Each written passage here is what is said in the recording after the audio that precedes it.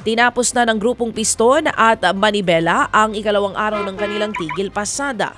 Pasado alas 7 nga ng umaga, kahapon po yan ang muling magtipon-tipon ng transport groups sa monumento sa Caloocan.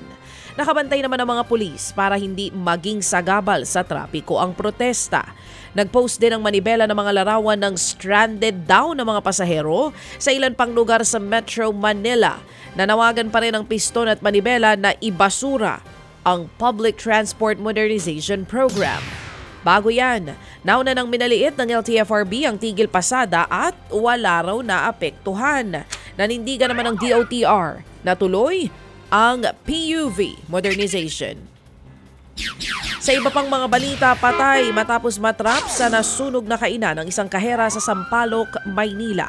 Pasado alas 3 ng madaling araw nang sumiklab nga ang sunog. Tinupok niya ang unang palapag ng gusali kung saan nakapwesto ang isang kainan.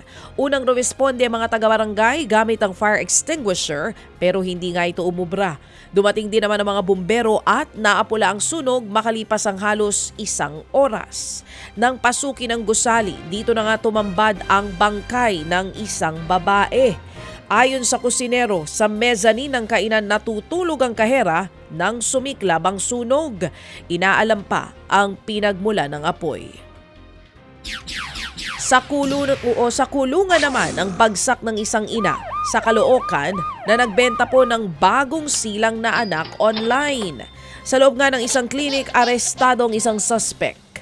Sa post ng babae sa social media, ibinebenta ang kanyang anak sa halagang 40,000 pesos. Sinabi pa niyang may isa pa siyang kausap na interesado rin na kunin ang kanyang sanggol.